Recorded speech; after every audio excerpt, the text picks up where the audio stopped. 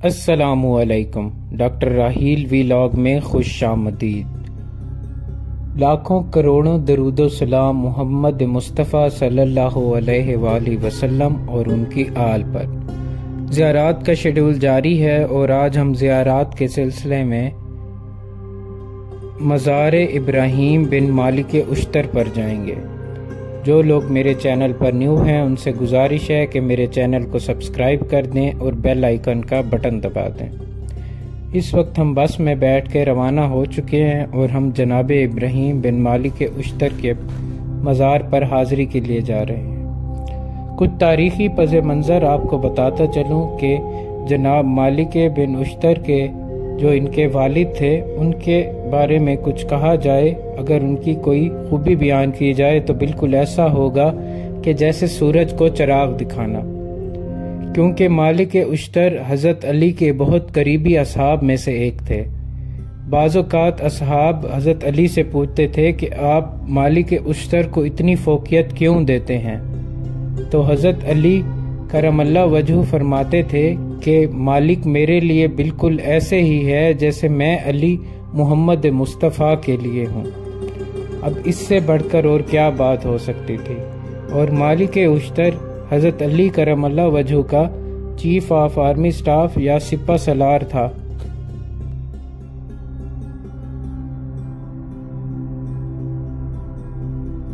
جناب مالک بن اشتر حضرت علی کے دور خلافت اور حضرت علی کے دور میں ان کے دائیں بازو سمجھے جاتے تھے،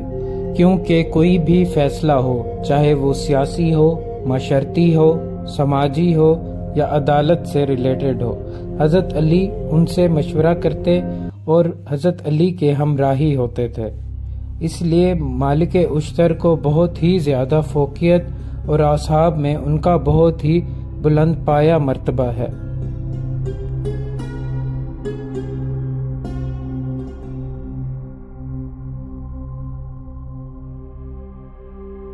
مالک اشتر حضرت علی کرم اللہ وجہہ کے اتنے بااعتماد ساتھی تھے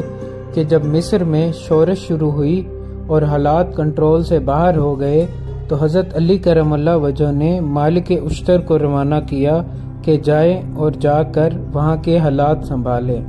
ایسا پر اعتماد ساتھی تھے، اور جب یہ خبر شام کے ملونوں تک پہنچی کہ مالک اشتر مصر میں روانہ ہونے جا رہے ہیں اور وہ مصر کے حالات کنٹرول کر لیں گے، تو انہوں نے ان کے قتل کی منصوبہ بندی کی اور راستے میں ایک جگہ پر ان کے کھانے میں زہر ملا دیا اور وہ اس طرح جہان فانی سے کوچ کر گئے۔ ان کا مزار بھی مصر میں ہی موجود ہے۔ جناب مالک اشتر کے بیٹے جناب ابراہیم بن مالک اشتر بھی محب علی کے پیکر تھے۔ وہ بھی امام علی سے ایک خاص قسم کی محبت رکھتے تھے۔ یہ گھرانہ مکمل طور پر محب علی کا پیکر ہی تھا۔ راستے میں گزرتے وقت یہ نہر بھی کراس کی۔ جناب ابراہیم بن مالک اشتر کربلا کی جنگ میں شامل نہ ہو سکے،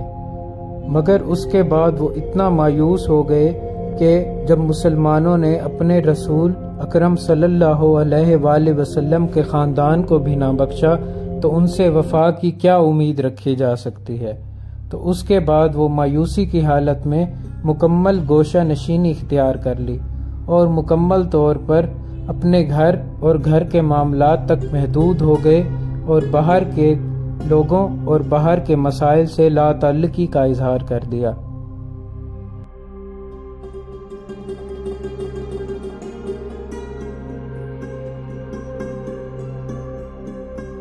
جناب ابراہیم بن مالک اشتر کا مزار ایک گاؤں میں واقع تھا۔ اس وقت ہم مین روڈ سے ایک دیہات کی طرف مڑ چکے ہیں اور دیہات کے تنگ گلیوں یا تنگ سڑکوں سے ہوتے ہوئے ہم ان کے مزار کی طرف جائیں گے۔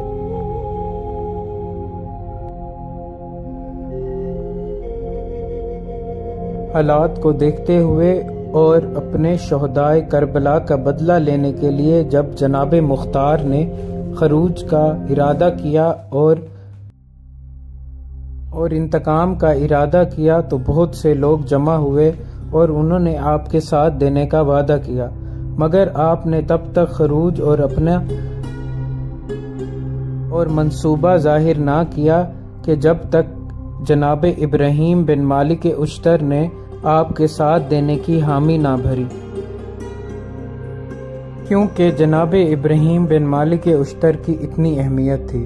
کیونکہ وہ اپنے والد مالک اشتر کی طرح جنگ میں انتہائی مشتاق اور انتہائی بہادر تھے، کیونکہ مالک اشتر کی تعریف علی جیسے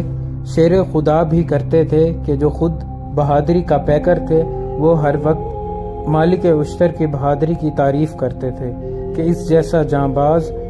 شاید ہی کبھی آئے گا۔ جناب ابراہیم کے ایک بہت ہی قریبی دوست، یا یوں کہا جائے کہ بہت ہی اچھے روابط جناب مولا غازی عباس کے ساتھ تھے، کیونکہ جنگ صفین میں جناب مولا غازی عباس اور جناب ابراہیم ایک ہی خیمے میں ٹھہرے اور ان کا بچپن بھی ساتھ گزرا، تو یہ دونوں آپس میں بہت قریبی دوست تھے۔ جناب ابراہیم ہی روایت کرتے ہیں کہ مولا غازی عباس جنگ صفین میں ان کی عمر صرف 11 سال تھی، مگر وہ رات بھر نہ سوتے تھے، صرف اس لیے کہ صبح جنگ ہونی ہے اور بابا مجھے جنگ پر نہیں بھیجیں گے کیونکہ میری عمر کم ہے، یعنی کہ وہ جنگ کے اتنے مشتاق اور حملہ کرنے کے لیے اتنے ماہر تھے۔ تو جناب ابراہیم فرماتے ہیں کہ میں بعد میں سوچ سوچ کر یہی روتا تھا کہ وہ عباس جو 11 سال کی عمر میں نہیں سنبھالا جاتا تھا، وہ عباس کربلا میں 32 سال کی عمر میں کیسے خاموش رہ گیا۔ جناب مختار کے بدلے میں جناب ابراہیم مکمل شامل ہوئے،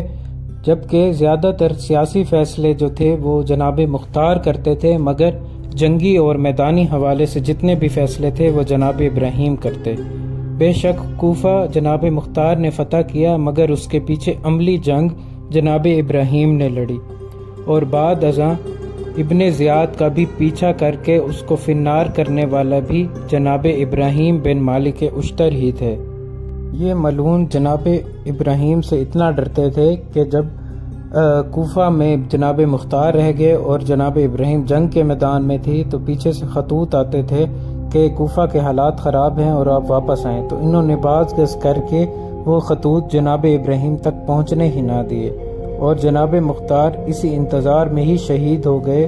اور اس کے بعد ان ملعونوں نے جناب مختار کے روایات میں ملتا ہے کہ ایک ہی دن میں 6000 فوجیوں کو بھیڑوں اور بکریوں کی طرح کاٹ کر پھینک دیا،